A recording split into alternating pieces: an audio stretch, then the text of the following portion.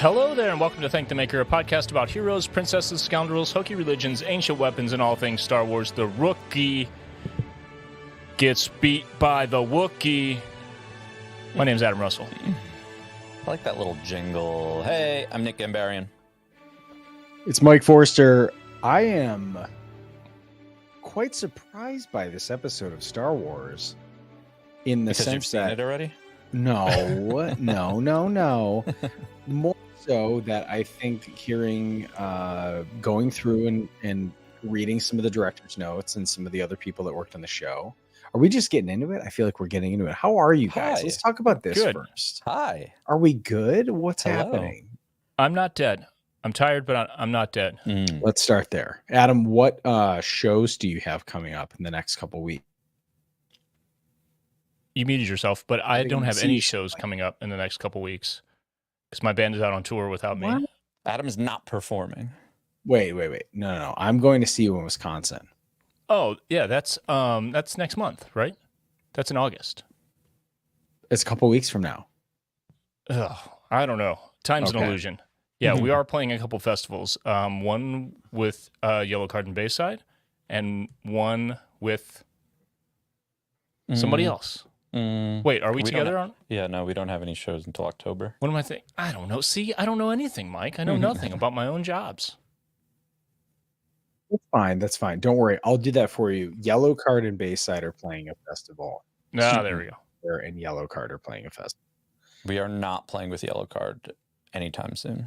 Nothing on the books. What was the What was the one in Missouri? I thought, or Kansas That City. happened already. That was a month ago. That's what I was talking about. Oh. It already But happened. isn't there going to be another episode of your band where we see that show from a different perspective? I mean, I guess that's how that actually works. We play the same show every night and people see it from different perspectives. If you really want to break it down. Yeah. Yeah. Speaking of, it is so weird, yet not that weird, for me to see pictures of my own band playing a show with another bass player. And our social media dude today posted a bunch of pictures from the tour because nothing's been posted yet on the band account. And it included photos from the first 4 shows that I did and photos from the ones that Jason from Census Fail is doing.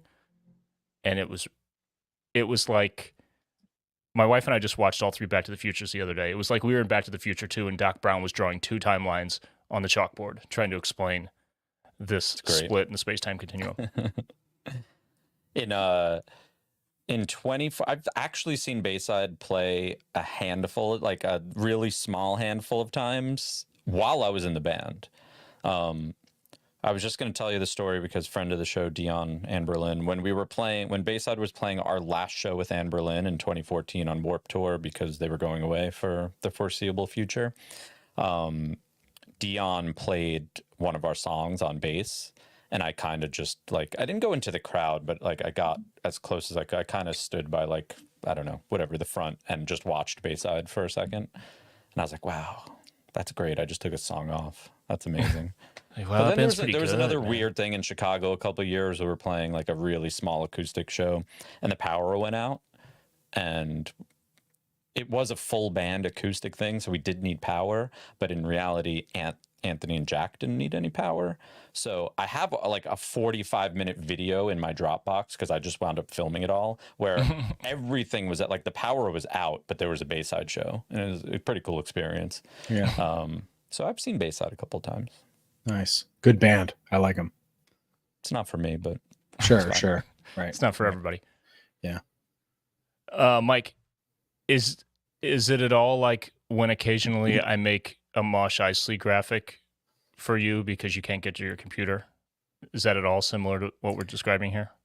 I think it's more. Well, I don't think so. I think in some Okay, never mind. ways, I think it was more like when I wasn't able to do Las Vegas. Yeah. And I remember being like, oh, they're doing the thing. And I was watching vicariously through everybody's stories. And I remember being like, you know what, that looks like a great time. I would love to go to that for sure. So that was my vibe last year for San Diego. Sure. And speaking of which, just to remind people, there's a lot happening in the Mosh Eisley front that Mm.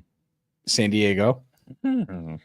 we are cruising to do the same thing we did last year, which is sell out. Mm-hmm. We're making good progress, and then it's going to be, what is this? It's going to be to just switch over to Atlanta from there, and that's Mhm. like the amount of people that I'm seeing that are making custom Mandalorians for this is getting me very excited. Very cool. Yeah. I also saw a custom astromech in the works by a friend. Yep, Mhm. that's for sure. Yep. Yeah. Pretty sick. Yeah, and I think Impressive. what gets really fun about this time is that, especially in the summer, people are busy.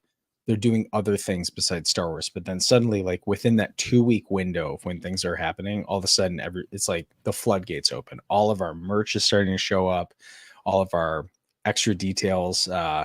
Me and Ryloth Photo filmed a little something for Mosh Eisley San Diego. A great thing. A great thing. We're very excited about it. So, yeah, I would say if you haven't got your tickets yet, if you don't have tickets to San Diego Comic-Con, you don't need one to come to Mosh Eisley. I think we also need to remind people of that.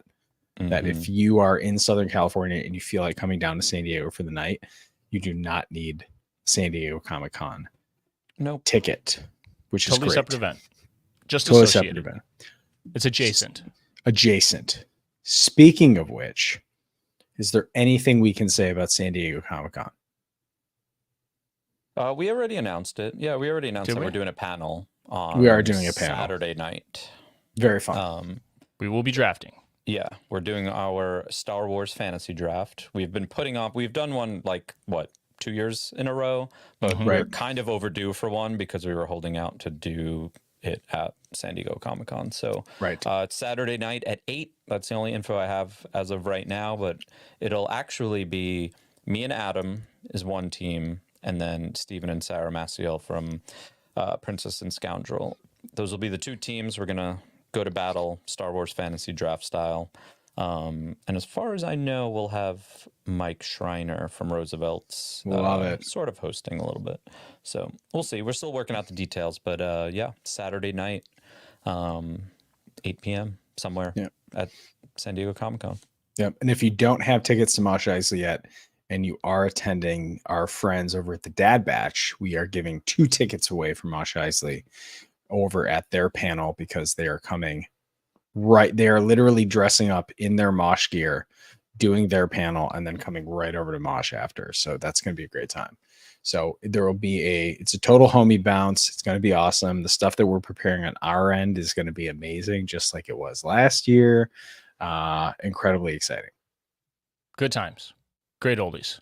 Literally. All right. Let's talk about Star Wars. Yeah, let's go 16 years back on Brendock. Talking about episode 7 of the Acolyte, Choice. A bitter truth is revealed.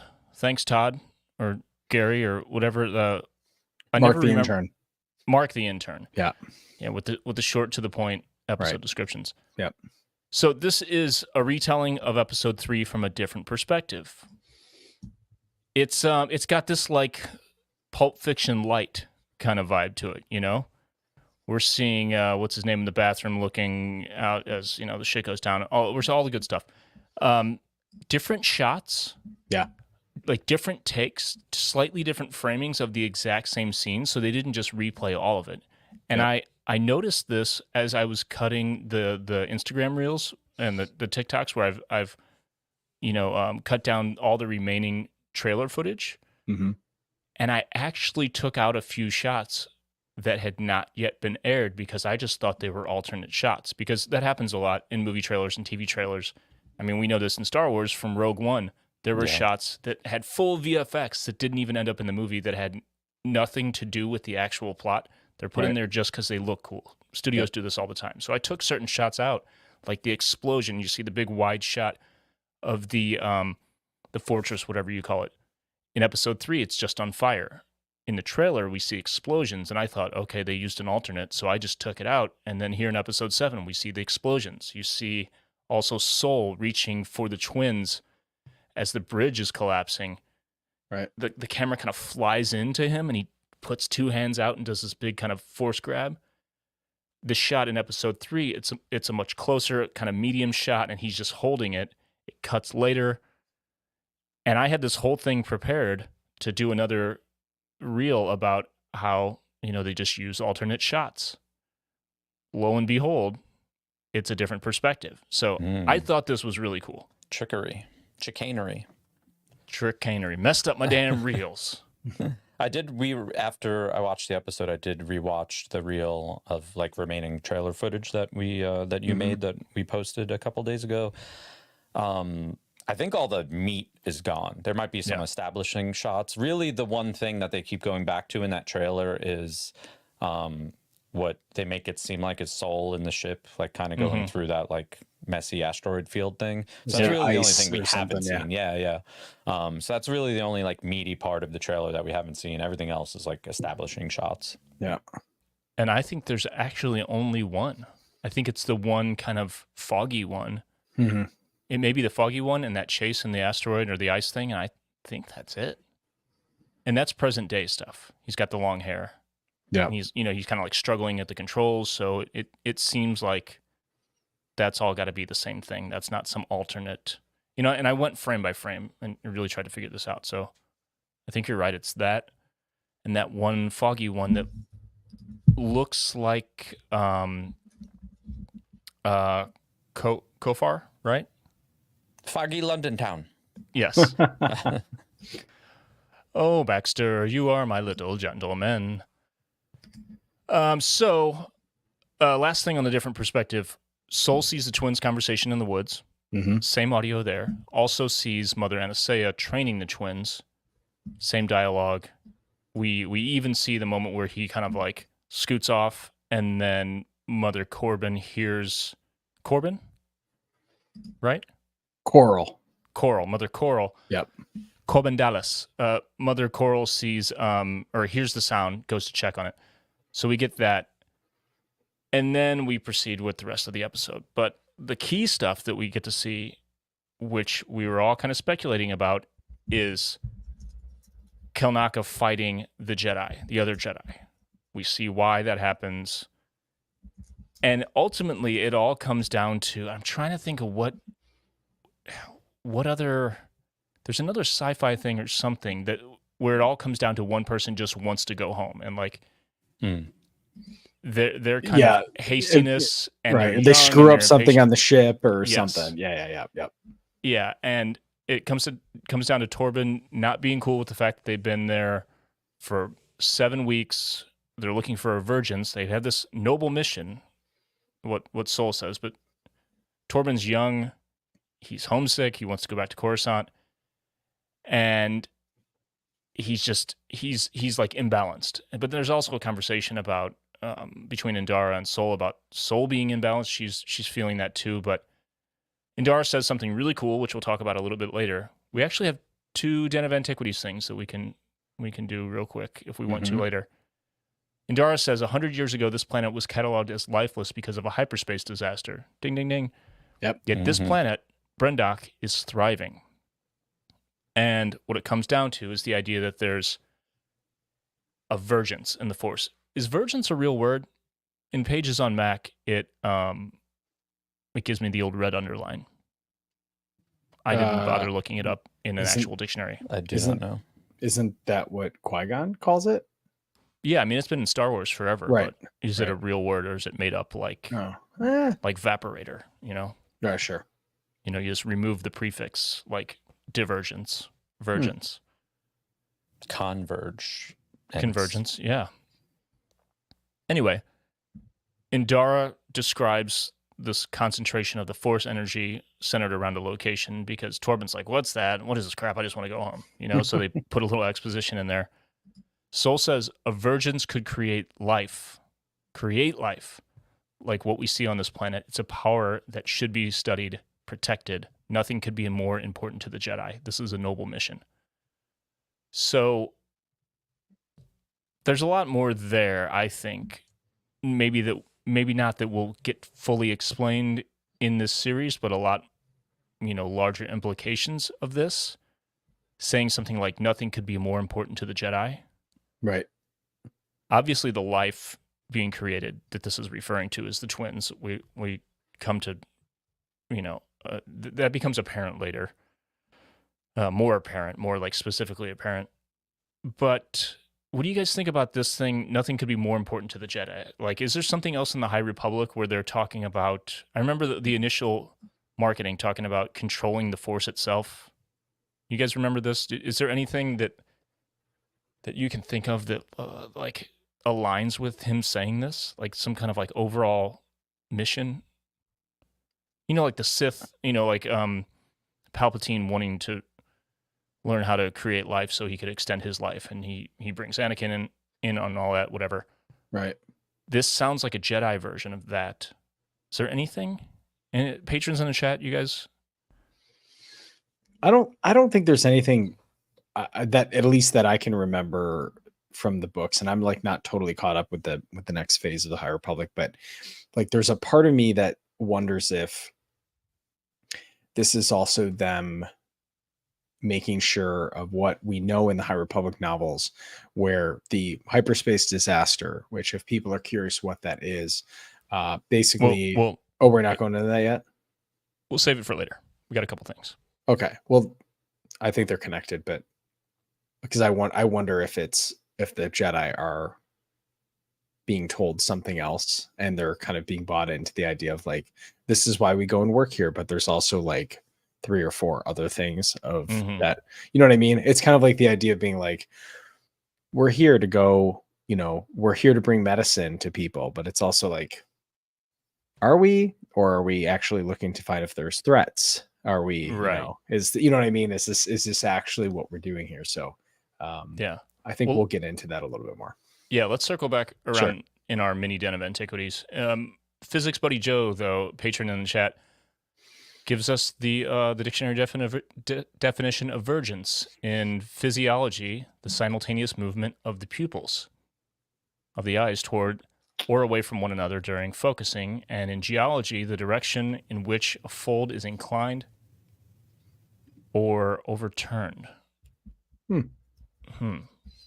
fold in geology, like plate tectonics? I don't know. Anyway, it's a real word. Get it together, Apple. So the Soul comes back and he's reporting what he saw, the witches. And it cuts like mid-conversation into the scene. And Dara says, a force cult here. What? Soul says, I think they were witches. Torben says, Night Sisters? That was cool to hear. And Dara says, Night Sisters don't raise younglings, let alone train them. Did we know that they don't raise younglings? I feel like I mean, I guess you don't count. I can't think of any instance. I mean, we definitely didn't see young, children, Night Sisters. But I don't know. I can't think of any instance, like as a rule, if that's what you're asking. I mean, I guess youngling, like the cutoff for youngling in Star Wars has to be like, double digits or something, because there's clearly a bunch of tweens and teens, like swole-ass Zabraks with tattoos all over their body fighting in those Clone Wars episodes, right? Night Brothers and all that, yeah. Yeah. Anyway,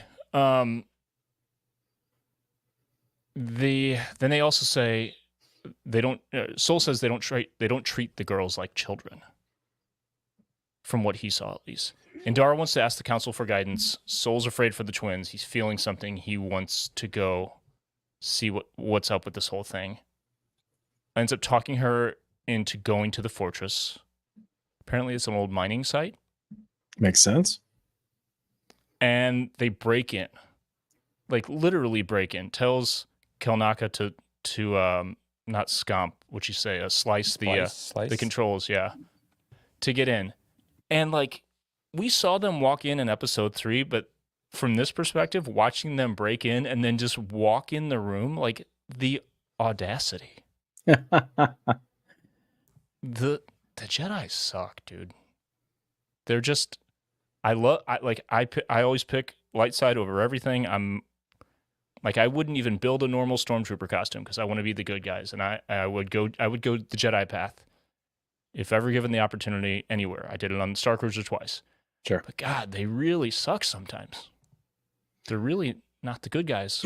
We're led to believe they are. Well, I think it's this era where peace prevails and they're in charge of it, and I'm sure it's no different in real life scenarios where, like, if things are actually going well and someone screws up, but it doesn't necessarily change anything right away, like, well, let's cover it up. Let's cover it up and not let the public know. So I feel like that is probably a common occurrence. Yeah. Not only to not freak out the public, but also not get in trouble. Because they're coming. Yeah. I think the Jedi Indara is coming from a point of not disobeying the council or getting in trouble, or she's kind of in charge of this mission. So, like, she's covering her ass with this cover up, basically, because she had, she was told by the council not to do anything, and then they did stuff and things went wrong. So they were like, I got to cover this up. Well, and she's also too. I mean, you get you understand and you feel her respect, I think, and for Soul, right? And she has a relationship with him that's like, that's why you don't have a Padawan. That's why I do. And then you can feel her anger with him, as if, like, she's like, you did a lot of stuff that you're not supposed to do, but I have empathy for you, right? And she has empathy for May, Osha, but there's just like this episode. I think the more that I'm like kind of sitting with it, the more you kind of see where all of these things failed, right? And then it goes to the idea of saying, well, if they wouldn't have intervened, was this a path to more dark side? Anyways, right? If there, it's kind of like, it's like a Streisand effect in some ways, of going, if you don't bring attention to it, is it actually a problem?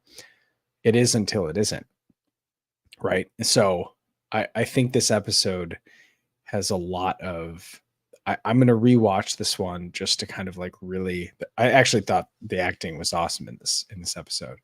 I thought Soul, Soul and Indara especially, you felt a lot of weight in these decisions. And it's actually like Soul is becoming one of my favorite Star Wars characters, I think, because the guy is complex.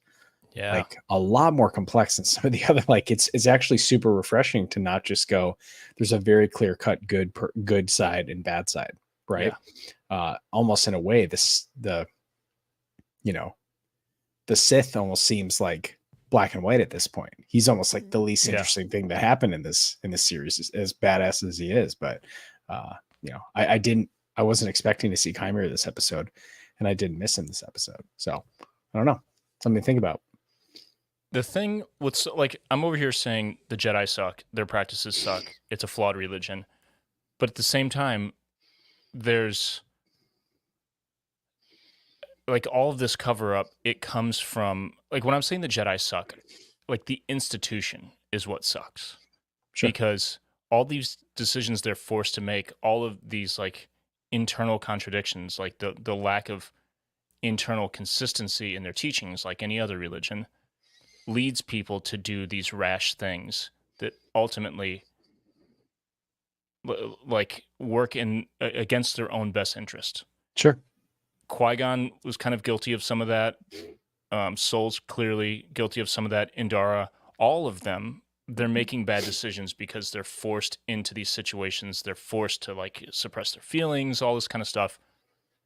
And rather than find ways to work with them or work through them, which ultimately, long-term, leads us all the way to the end of the sequel trilogy and the path that Rey is hopefully on and what the new Jedi Order represents. Right. That's what I'm most excited about. When I think about the Jedi and how just like dry and, they're like cops with real powers that have to go like, check parking meters and like write speeding tickets, Right. And it's kind of boring when it comes down to it, but it's exciting to think about what a new version of the Jedi will be in the future. Yeah. But,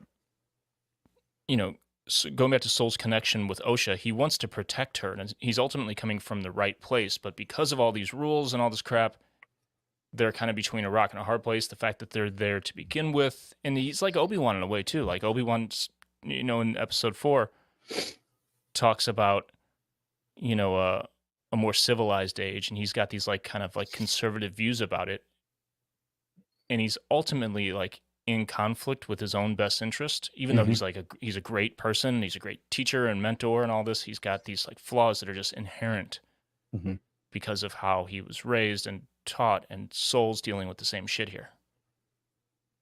This is just like stream of consciousness. Sorry, like nuance to everything. Like, kind of just taking a step back and not reacting, is like a very common for like us non-Jedi humans. Like that's a very smart thing to do if you can control your emotions, is to like take a step back and not react with yelling or whatever. And the Jedi are kind of taught to suppress that, so it's like not the best practice necessarily. Right. So yeah. Anyway, we get the standard, she's too old, and so on, and Dara's throwing everything at this situation to try to talk Soul out of it. Says they have their own customs, etc., the markings on her head, all this kind of stuff.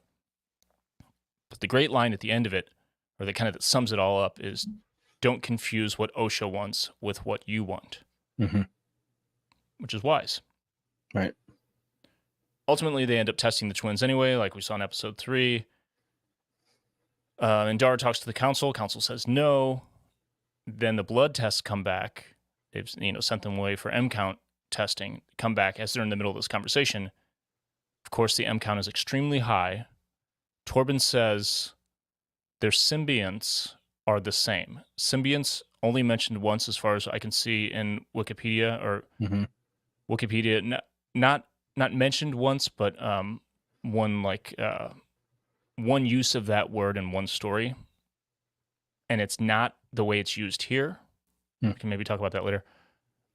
He says even identical twins would have different symbionts. This is impossible without some kind of manipulation. So then Soul asks, the twins were artificially created? And Dara says, maybe by tapping into a power great enough to split one consciousness into 2 bodies. Dyad. Soul says only a Vergence could create that type of power.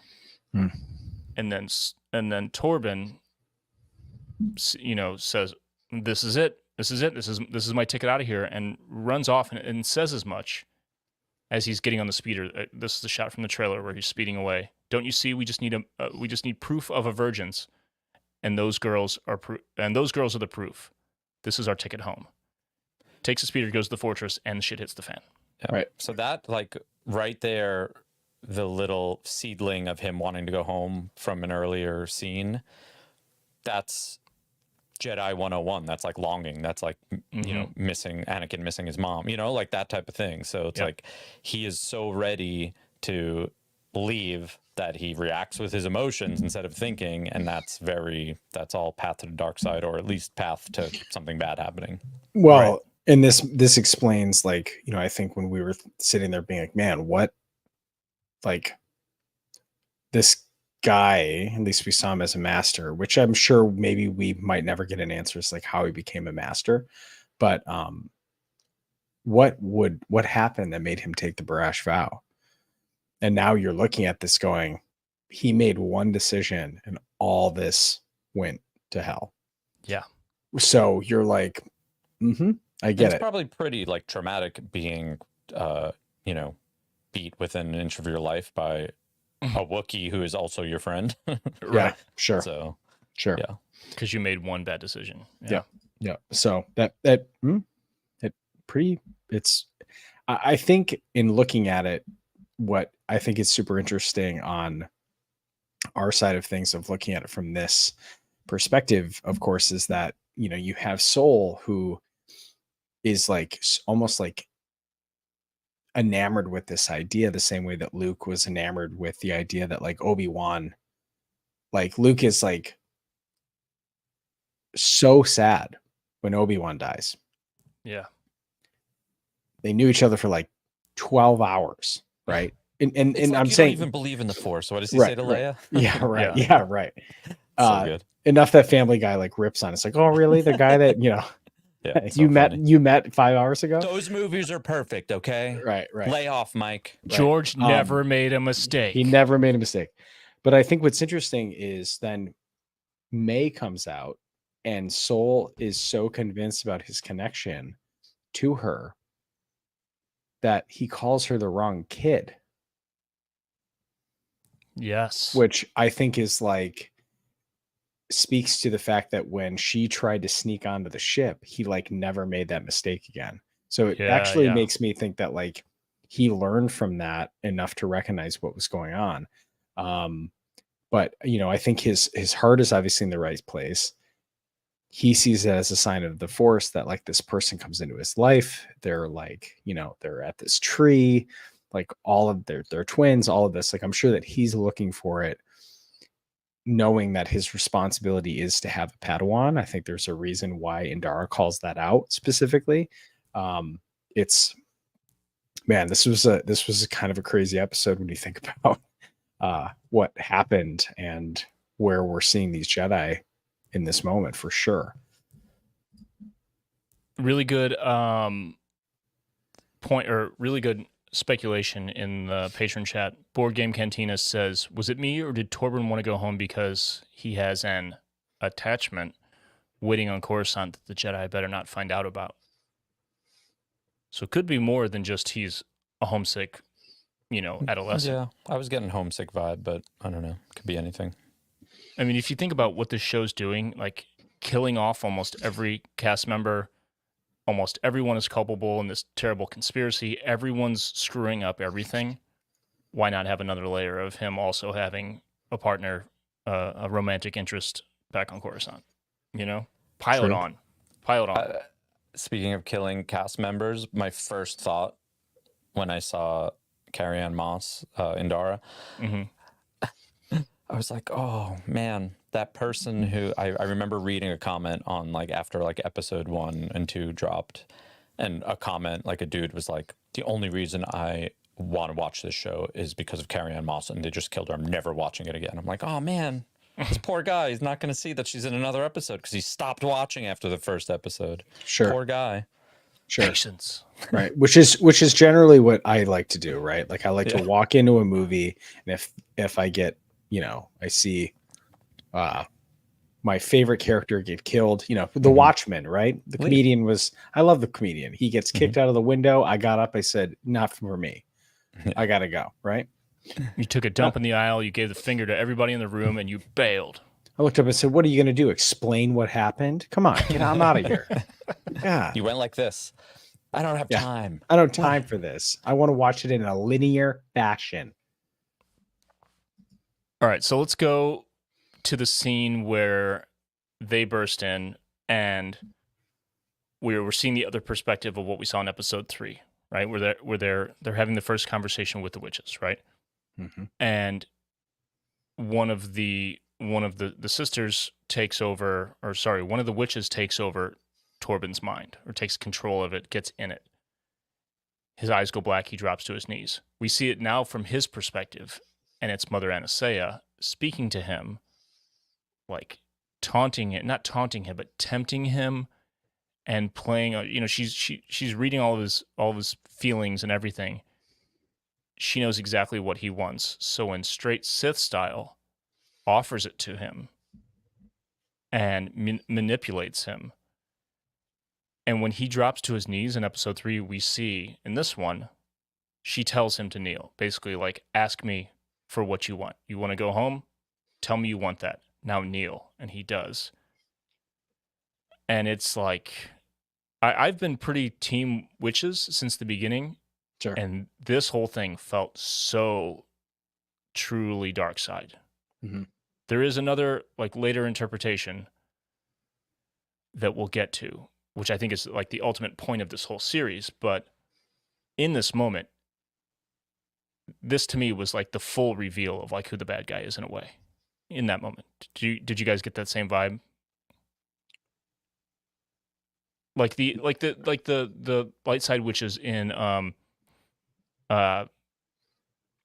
Tales of the Empire.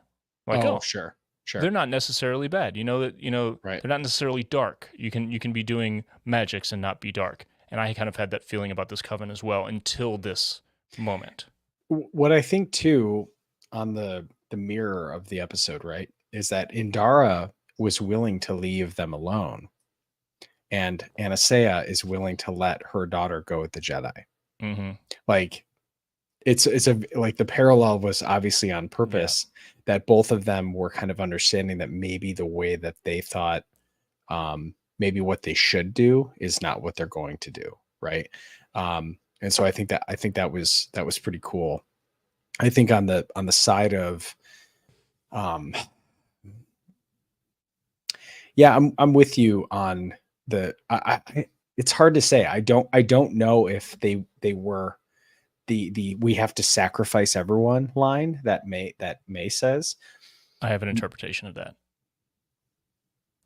I need to hear it because I was like, let's wrap up with that. Okay. Because there's a discussion to be had there. Okay. All right. But we're kicking a lot of stuff down the road. Kicking a lot of cans here. It's going to be good. Okay. So we see the fight scene, right? Ultimately, Indara, Kelnaka is just like destroying everyone. Ultimately, Indara jumps in, does like a wrestling move that Nick could probably name, and gets him down almost like what Rey Mysterio, for sure. What is it called when you get like your knees on either side of somebody's neck? Yeah, it's like a hurricanrana, but that's not what she did, but sure. Sort of. In the spirit of it. Nice. Yeah. Nice. She could work on her technique. All right. Let's be honest. She could work on her technique. But she ultimately, like, she focuses in with the Force on Kelnaka's mind and frees him from this like full-blown, like full coven seance that they're doing, because it keeps cutting to the witches all whatever the hell they're doing over there. And in doing this, I don't know if she does this on purpose. We'll find out later. Maybe not. Kills all of the witches. So that's the reason they're all on the ground dead, not burned, which was so mysterious in episode 3. Right. This was Indara. She kills them, right? But right before that, is it right before or right after when the shit's about to hit the fan and Mother Anastasia leans back and like 70% turns into this like black lost smoke monster kind of thing? Right. Towards, but that's the beginning. Like the before initial, she was trying to take over. Who was there? May or Osha? May. Yeah, that's what made him that you guys referenced when Soul mistakes which one it is. Anastasia was trying to take over May, basically, because then we see Coral take over Kelnaka. Right. That's right. Okay. Yeah. So she was going to take over May. That's what I was confused by. You start to see May. May also starts to. Yeah, she starts to. Yeah. Or is she like extracting her from the situation? It could either be that she was either trying to control her, or they were gonna basically teleport out of there. Right. Well, based off of what Coral did to Kelnaka, which is basically take over his body, I would assume that May was gonna take Anastasia was gonna take over May. For what reason? I don't know. I feel like there was a reason that May started to get a little dusty, as if Anastasia was about to take over her body, and then you saw in the next scene or two Coral do that fully to Kelnaka. So I don't know what May. I don't know what purpose Anastasia, unless is that what you just said? Anastasia would take over May to save her, get her out of the situation, teleport her out, essentially, like Mike's saying. And the reason that would be possible is because she is ascended. She's got the marking, whereas that can't be done with others, right? Sure. So in theory, she could just pull her out, but then Soul stabs her through the smoke monster. She comes back, nice to full. What do you call it? She rematerializes. and Yep. dies and confesses to Soul right there in the moment, I was going to let her go. Soul is like just completely beside yeah. himself. So when what is the other mother's name? Coral? Coral.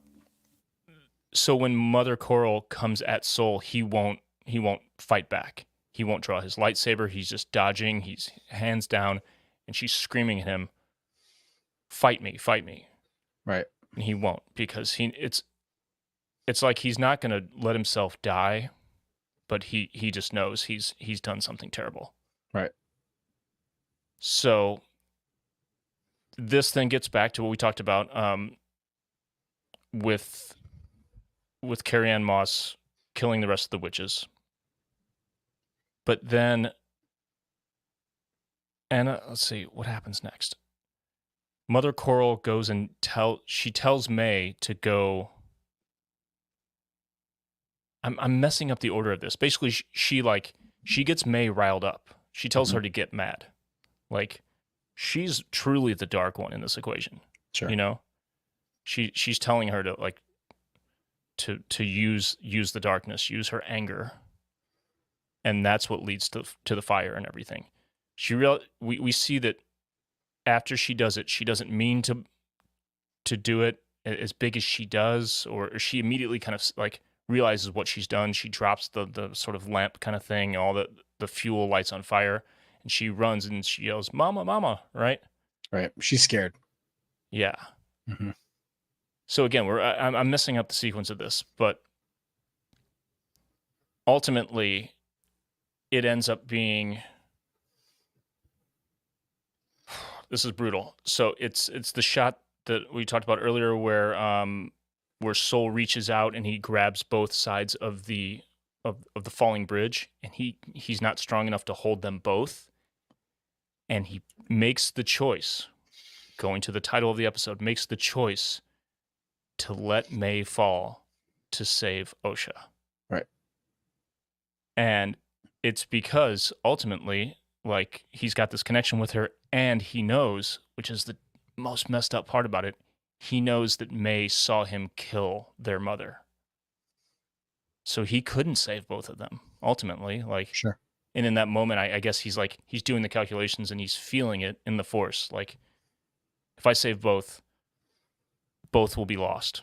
If I save one will truly, go the right path, even if we lose the other, right? Did you Judge, jury, and executioner, which the Yeah. Jedi are not supposed to be. Yeah. Brutal. So brutal. I know I'm missing something else there. There was something else that I wanted to take a note on, but I can't remember what it was. Well, I think did we look at when Indara severs that connection to Kalnaka? Mm-hmm. Do you think that was do you think that's her killing them, or do you think that they were all so connected that when she cut it off, like they were like this collective hive mind that basically just like died from overwhelm once it was cut off? It's kind of unclear. They could have just been passed out, knocked out, whatever. I don't know that they died, but either way, I mean, yeah, it's probably inconsequential to the story. Sure. But you know what I mean? There's a difference between a defensive maneuver on Indara's side versus like, oh, I'm blocking them, and now that I have them all concentrated in one place, am I like basically snapping their necks? Either way, it's super messed up, because either she kills all of them, yep, which is messed up, or they just pass out because they're so in it that they're drained. She severs it, they pass out, and then they leave them to die in the fire. Right. Either way, right. It's messed. It's like Batman doesn't kill, but he might knock you unconscious in a freezing cold alleyway. Yeah. For hours. Kalnaka's emotions and eyes. Did you guys notice that? Like, I feel like that was a full-on prosthetic, like, mask.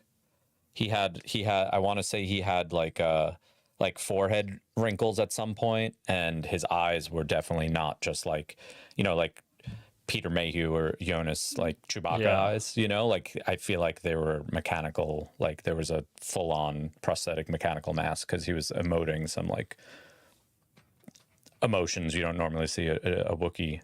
Yeah, I've been wondering what additional stuff they have in that thing because there even in some of the other episodes there was a lot more nuance to the face than we've ever seen. We'll see that at some point in behind the scenes. like So I'll it. have to talk about that. Match They Ignite, I want to say, is the username, the patron in the chat. Great reference, pulling the plug on Neo in the back. Yep. Sure. In the Matrix. All right, let's talk about this thing that you mentioned earlier, Mike. May saying everyone must walk through fear, quoting the mother. So during the trial on the Jedi ship, she says, Mama says Osha and I will lead the coven. And she goes on to say, Mama said, everyone must walk through fear. Everyone must be sacrificed to fulfill their destiny. Mm-hmm. I feel strongly about what that means. Do you guys have any thoughts, interpretations, theories? Not really. Anytime I hear fear, I just think dark side, path to the dark side, but I haven't really put too much thought into that. But I'm interested. Okay, what do you think it is, Adam? This is going to be good. I think Mother Anastasia foresaw everything. The whole thing, prophecy style. She knows she has to create these two. Everyone has to die, including her. Mm-hmm. And however this unfolds, she knew that she had to let her daughter go. She knew that they were going to have to be split. She knew that she and the rest of the coven were going to have to die. They were going to be her replacement. And it wouldn't all come to fruition until the very end. Interesting. So whatever happens at the very end of the story, they reunite last episode. And even if it's just one of them that ultimately comes, back around to sort of take her place or fulfill their destiny, it all had to happen. So when she says everyone must be sacrificed to fulfill their destiny, it sounds like each person must be sacrificed to fulfill their own destiny. But if she's quoting Mother Anastasia, if Mother Anastasia's words are maybe not even to her, she's just saying this to the group, and she's May is recounting it. Everyone must be sacrificed to fulfill their destiny. Those two over there, all of us must be sacrificed to fulfill the destiny of these other two. I like that. That's what I got from it. Yep, I like I that. like that. That's cool. It's kind of like, a version of Anakin. The prophecy is not what you think it is. It takes a long time. A bunch of bad shit has to happen to ultimately get to the balance that you want. So I like it. that's the way I sense see to it. me. Also, that actor, I forgot what her name is, but she is so good as Mother Anastasia. She's incredible. Isn't it Jodie or no? Not Jodie Foster, different person. Jodie and the Pussycats. Yeah, No, Jodie Turner-Smith. Jodie Turner-Smith. Yep. She's great. Yep. It is weird to see her with no hair at all, though. True. I've seen her with this giant, awesome bun of braids and stuff. Mm-hmm. All right, let's do a little mini Den of Antiquities. What do you say? Sure. So ready. It's been light. We need it. For over 1,000 generations. It is the dark saber. Run, Togosh. It's a Kalikori. A Sith wayfinder. Dark science. Cloning. Secrets only the Sith knew. Who's doing it? Mike? Michael. Nick, you haven't done it in a while. Michael, I was going to say, I haven't done it in a while. Let me do it. Oh, okay. Go ahead. Go for it. All right. I'll fill in where I need to. All right. Here we go. You ready? Count me Prepared. in. 3. I counted myself in. Kelnaka is cooking an animal over the fire. Torben says he's sick of eating Nuna legs, or also known as swamp, or Nuna were also known as swamp turkeys, and they are native to Naboo. Hey, you know who else is native to Naboo? Jar Jar Binks right here. Look at that So guy. Jar Jar Binks. Wow. They were first seen in The Phantom Menace, then and many times after, including Attack of the Clones, The Clone Wars, Mandalorian, Book of Boba Fett, The Bad Batch, and lots of comics. Love that. Very cool. Indara mentions a hyperspace disaster, so we're finally getting to this. 100 years ago, this planet was cataloged as lifeless because of a hyperspace disaster, yet this planet, Brendok, is thriving. So, Light of the Jedi, which is the initial first novel of the High Republic era, starts off with this hyperspace disaster. So it's known as the Great Hyperspace Disaster. And it is first mentioned in Light of the Republic, which comes at 232 BBY. So 100 years. This math, I know someone just cleared it up. I think Physics Buddy Joe just cleared it up in the Patreon chat, the Discord chat. So if this is 232 BBY, the Great Hyperspace Disaster, 100 years later is where we are now in the Acolyte, which would make it 132 BBY, making the Phantom Menace 32 BBY. So all that math checks out. There we go. And if people are wondering what the hyperspace disaster is, without spoiling everything that happens, essentially think there is a humongous ship that is traveling through hyperspace, and something happens. I'm not going to spoil it because it's a great story, but essentially the ship gets destroyed, and all of the parts of the ship are still traveling at light speed, and the parts of the ship go all over the place, and you're in space, so things just are hurtling at an incredible rate of speed, and the Jedi start to figure out where these emergencies are going to be, because suddenly imagine like a giant meteor, which is actually a piece of the ship, is coming towards your planet. The Jedi are doing everything they can to try and figure out how to stop all of this craziness from happening, because these pieces are ending up all over the place. So it's a very interesting, when we find out exactly what happened and why, it's pretty cool. But the point is that the Jedi have to go around all these different places to find out where these pieces came from, so they can retrack it to basically understand where these pieces came from, how much of it. It's very cool. So this was a great little nod right there.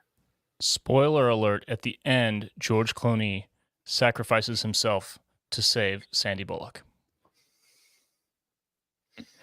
Sorry, it's weird guys. because Spoiled their it. characters' names are George Clooney and Sandra Bullock in The Light of the Jedi.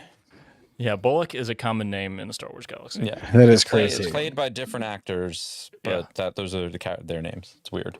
And I love that we got Aerosmith, so I don't want to miss a thing, playing us out too, which I personally think is awesome. Yeah, it fits right in. Right. All right, we have one episode left. Do you guys think we're headed for a multi-season series? Oof. I don't know. It's a tough one, because I feel like that has nothing to do with where the story is at the end of episode 8. It has everything to do with how many people are watching it. Right. Right.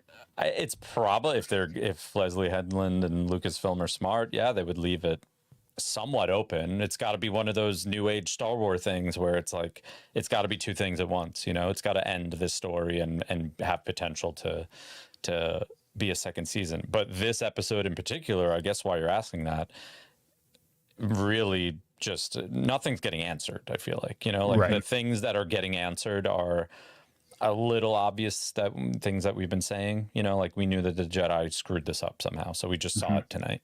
And now we have one episode with a ton of questions, so either it's going to be messy, and every time there's people saying in either one of the YouTube or Discord chats, like, next episode's got to be an hour for them to figure all this out. Every time we've ever said that, we get like a 26-minute Mandalorian episode.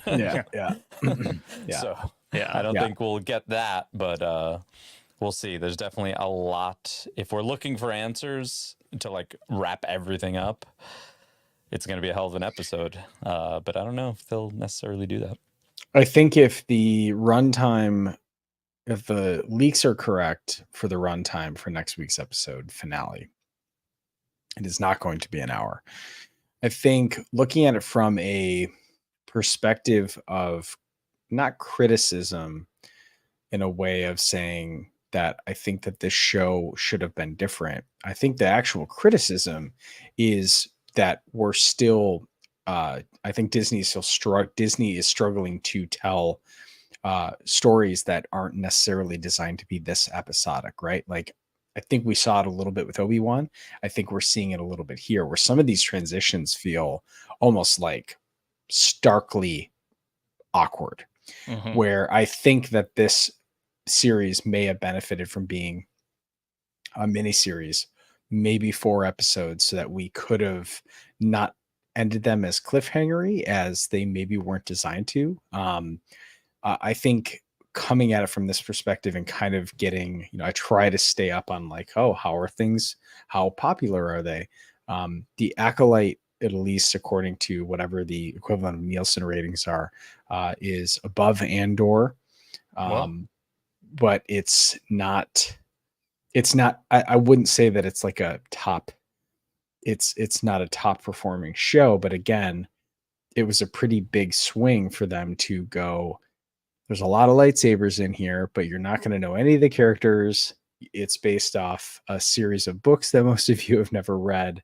There aren't really a lot of like, at this point, casual fans are looking for Easter eggs at some point, and there's no Easter eggs in here. Like this, there's some very deep cut, but nothing consequential like, Luke Skywalker rolling into Mando's show. And so I think when you look at it from that perspective, this show was the most expensive show Disney's ever made for Star Wars. I don't have a lot of confidence right now that it would be in the same vein as what they did here. I could see them maybe doing more Manhattan Beach volume stuff for season 2 to make it less expensive. But right now, I don't have a lot of confidence that we are going to get season 2 unless numbers come out that a ton of people tuned in to watch the finale. So I don't know. I think the story is actually, I think Leslie Headland said she wanted to have a 3-season arc, I believe. Yeah. I just don't know if we're going to get there based on the fact that if the numbers aren't there, Disney isn't going to, Disney's got way too many other irons in the fire right now.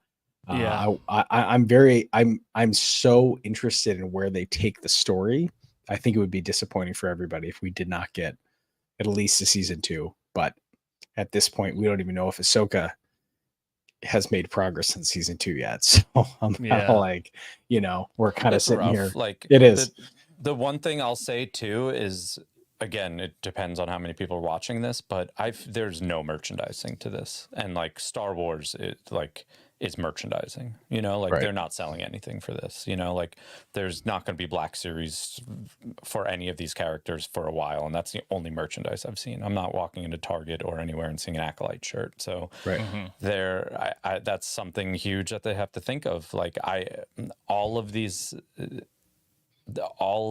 newer Disney shows, like Andor didn't really have merchandising either. I mean, I guess that's like a little bit of an asterisk because it's an existing character and Rogue One existed and all this stuff. But I mean, merchandising is going to have a lot to do with whether, it's not Lucasfilm making this decision at this point. It's Disney shareholders being like, we're not spending money on this anymore, and it's just a slippery slope to be in when it comes to this sort of thing. And you guys were talking about this and it reminded me of, I forget who, I was listening to an episode of Conan the other day, and he was just talking about how shows are made these days because of streaming. It's almost like you start a show these days with, here's the ending, here's the thing that happened, and now we're going to fill everything in to get to, because you have to know how the show is going to end in the streaming age. You know, it's like, here's the thing that happens. Did we get you now? Here's how it's going to happen over the next 10 episodes. Sure. And we're falling into that with this, and that's fully has nothing to do with like almost nothing to do with like how writers want to create shows. It has everything to do with if I'm writing a show and I'm creating a show, I can't risk not being able to tell my story, because if it's in a linear fashion, people might just not tune in. They're not invested. So modern streaming storytelling is all about like, here's the thing that you have to invest in. Are you invested? We're going to go 16 years in the past now. It's like, It's kind of very frustrating. So Yeah. I think a show like this, this is such a terrible example, but I'm on like season 5 of The Sopranos right now, like just doing a rewatch, and that's like the most linear, slow-paced, amazing, perfect, not a word is wasted show, and it's like the build up to everything is so good because you're just always waiting to see where it goes. The Sopranos didn't start with like, here's this thing that happened. Here's 5 seasons of how it happened. It's like, it's such a weird time. It's such a weird hell that these streamers have built, basically. Dude, well, I mean, it's the nature of it. It makes complete sense because it's similar to what has happened with music, and also what you're saying, talking about writers not wanting to write like this. This is the thing that writers are talking about. I'm hearing it on podcasts, screenwriting podcasts, other TV and movie podcasts. Writers are fully aware of this. They hate doing it. They hate feeling like they have to. If they don't put the hook at the beginning of the song, no one's going to listen. And this is like a natural progression of, we went from, a time in the 70s where it was like peak, 60s and 70s, peak experimental, make a rock opera, make an album as a piece of art that you sit down and listen to front to back kind of thing. To, we build and build and build until we get to like kind of like the golden age of record labels and the music industry in the late 90s, where everyone's making money just hand over fist. They're just selling albums like a bastard nonstop. And then it all crumbles, partly because of technology and partly because the industry starts to exploit the consumers. They were putting out albums that had 2 good songs on it. And it's just like, get it out, charge $17.99, do it, cash the check. And then we get into a thing where everything has to be shorter. Everyone's fighting for time on the radio. Like the industry's so big that it gets so crowded that then there's all this fighting for time and attention. And then every song, like you have on the album, you have to put the hits in the first 3 tracks. Like this was still going on when we were putting out our first albums. Page Avenue had to have the single second on the album, even though it had no business being second on the album. You have to do this kind of stuff. And then even the song structure, you got to put, if not a full chorus at the beginning, you at least have to put a tease so people stick around, because no one has the patience to wait because there's so much content. So you go from these full rock opera albums down to the song you can't even have patience for a 3-minute song. Same thing with movies. Now we're like, we get all this content. The technology gets to a point where it's like, oh yeah, we can just put it out. And we need to draw in all these fans with more content. So let's dump everything into all these series and just bombard the world with all this content. Then you also get the pandemic. And it's like, oh, you don't want to sit through a whole movie anymore? Well, here's a 30-minute TV show that tells you what's going to happen at the top of it to hook you for the rest of the season. It's the same shit. It's the same human nature shit. It's the same economics. Ultimately, the stories are still good, and I'm stoked, and I'm glad we're getting so much content, but it's forcing the hand of creatives in a way that 1000%. Isn't genuine. And we see this as musicians, and here we are. To use that word, it's not sustainable. Like, this is how things crash, and guess who suffers? Like us, not us necessarily, but like the crowd that they're trying to please. They're going to make less stuff because they're going to be like, well, I'm a CEO making $250 million. I can't take a pay cut. So we're just going to make less stuff, or less expensive stuff. And it's like, it's all the dumbest thing ever. Did you guys see that Jimmy Kimmel quote? No. It's great because it was at ABC. What are they called? Like upfronts or something. It's like kind of where like a station or a production company, mostly television production companies, announce like their schedule or like what they have. So Jimmy Kimmel was hosting it, and probably knowing he was not going to get fired, or if he got fired, he's fine. But this is a literal quote from Jimmy Kimmel about Disney Plus and everything. But quote, "We are bundling, and while from the outside this may look like an act of desperation, from the inside it also looks like that. We didn't want to bundle. We had to. Like when you're freezing to death and it's so cold you have to get into a sleeping bag with your uncle so you don't die. That's us. You've seen our churn rates. This is not just churn, it's Chernobyl. Now, finally, our users can turn on their TV and get all the channels in one package for one price, all supported by ads. We call it basic cable, and it's going to blow your mind. We're consolidating. We're building one enormous ad-supported streaming pile of shit." Like that is a quote from Jimmy Kimmel at the ABC upfront. I'm sure it got huge laughs, but like, man, it's amazing. Dude, it's what sucks is it's so much just human nature. Like we have everything we want and none of us are happy. No one's happy. Like the streaming situation is, we talked about this before on here, so drastically better than cable. Try to go watch basic cable in a hotel room. It sucks. Terrible. It's so terrible. I would gladly pay the exact same price just for what we have now, but still no one's happy. And it's like this with Star Wars. Like, is this the best series or best story ever in Star Wars? No. Do I enjoy it? Yeah. Is it awesome that we get it? You bet your ass it is. I love these characters. I love the story. It's great. Not everything's going to be The Empire Strikes Back. Not everything's going to be Revenge of the Sith. Not every track is going to be the hit. You can't have that because there's no dynamics. There's no, like, so there's that element. And then the consumerism thing, like it just is what it is. Like we're all going to have to pay more for less eventually because we went through this, we got on this economic roller coaster to get us here. And it is what it is. We're going to have to suffer to enjoy something else that's, you know, we're going to look back fondly at the things that we thought we hated later and realize like, oh, that was actually pretty damn good. Yeah. No. I have another, I don't know, I'm a quote machine right now. Things are running through my head. There's a really good quote from The Good Place. Ted Danson's character said that has always stuck with me. And I don't want to spoil The Good Place, but Ted Danson, I guess. Spoiler, it's great. Yeah, it's great. And he's not human. So he says, there's something so human about taking something and ruining it a little so you could have more of it. I think at that point, he's talking about like frozen yogurt or something. Yeah. I don't know. Yeah. But yeah, I mean, is that not the most human or capitalistic human thing? It's like, oh, this one thing is good. Let's like branch it off into 100 because they're all going to make as much money, right? And none of them are good. Like, it's all the dumbest thing ever. Yeah. Yeah. Well, I think going back to my original point, you know, I don't feel confident this show is going to get a season 2 just based on the economics of the whole thing. I mean, Nick, you're right. I think there's a profound issue that's wrong with merchandising. I think our reliance on merchandise, that maybe every show doesn't need to have an entire SKU of action figures. I mean, I'm actually shocked.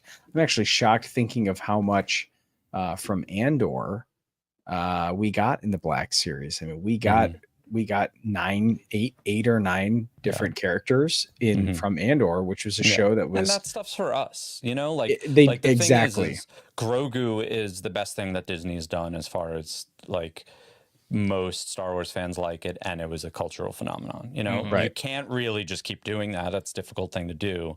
So they at least have one thing to do. But I mean, I don't know. There's the Star Wars like merchandise economy is almost like leans more dollar store than it does anything, you know. Like the stuff they're probably really churning out and making money is like trash, you know. It's like the trash stuff in Five Below, you know. And it's also, you know, as my kid is, you know, I'm just kind of my kid and I are reading Harry Potter, like we're getting back into it. Of course that wave has long sailed because that wave was actually here when I watched all the Harry Potter movies myself when I was in high school. I can't find toys for Harry Potter anymore.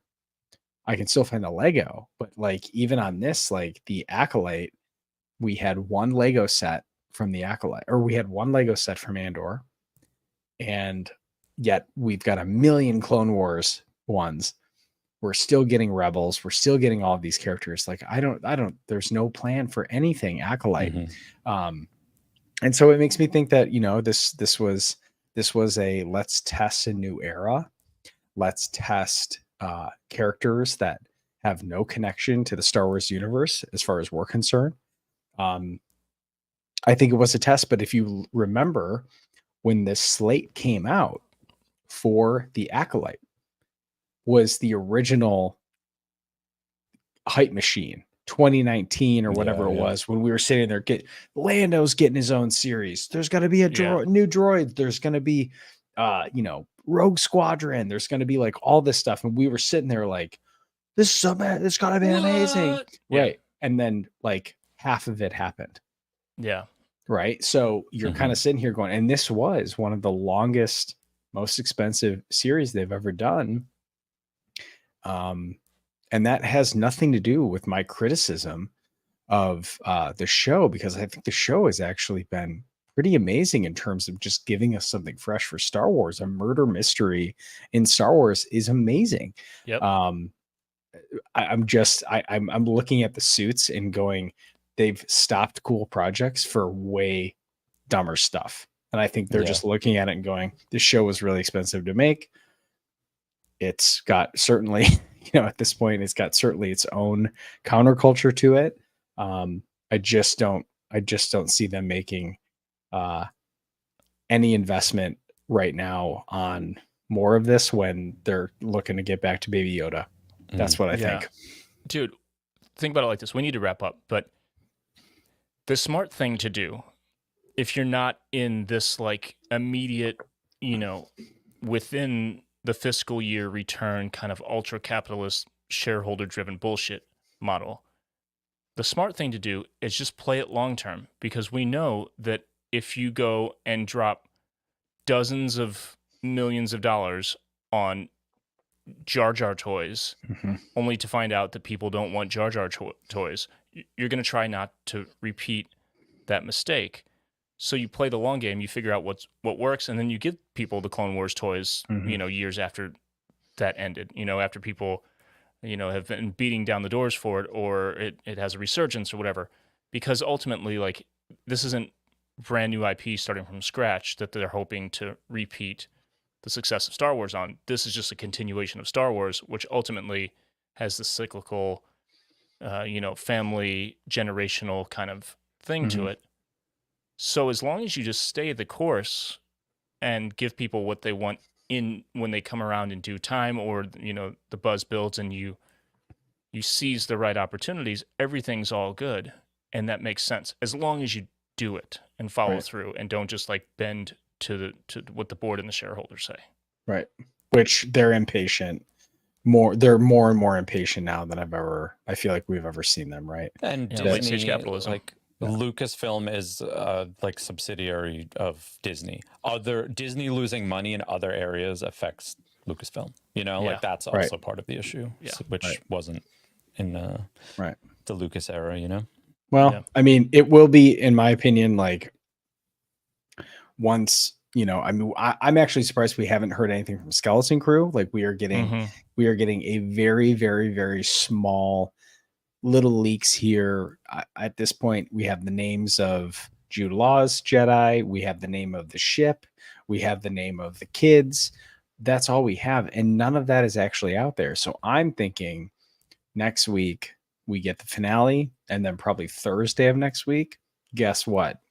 If this wasn't for you, we're back in the Mando era. Like here we go again. Right. So I don't know what's going to happen, but certainly it will be interesting. I think they might even be saving it for San Diego Comic-Con, which I know is not a Lucasfilm thing, but like that's a pop culture return to normalcy.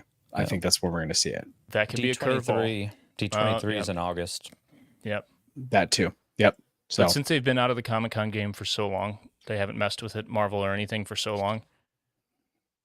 It would be a cool kind of curveball to hit people with an announcement there, an unexpected drop, Right. I think we're getting Skeleton Crew at the end of the year. Like if I had to guess. Oh yeah, I think it's going to come in. It's going to hit in December or November. Yeah. So yeah. All right, we're going to wrap it up. The after show segment for patrons. The question from the chat pack: technology is the category. Princess Leia is polite to droids. Are you kind to the smart devices in your home? This has some philosophical implications. We'll talk about that in the after show segment. Patrons, thanks for hanging with us. Lots of good discussion in the Discord chat. We appreciate you all. Anyone else, if you want to support the podcast, please go to patreon.com/thankthemakerpod. Just a few bucks a month. We have some perks. We have some benefits to being patrons, but mainly, if you want to support this podcast that you've been listening to for free for so long, that's the way to do it. Or just leave us a review on iTunes, or iTunes doesn't exist. Apple Podcasts, Spotify, wherever you listen. Share us on social media. Let people know. We appreciate it. We appreciate it a lot. And go to mosheisley.com to buy tickets for one of the 2 Mosh Eisley events coming up in the next month and a half. We'll see you there. Everybody, thanks for listening. And until next week, may the Force be with you.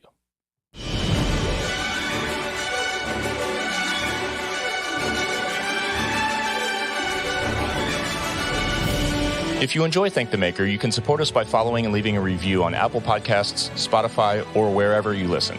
Or you can support us directly at patreon.com/thankthemakerpod, where you can get access to our Discord server, exclusive content, exclusive merch, our recording live stream, and more. Our patrons quite literally make Thank the Maker possible.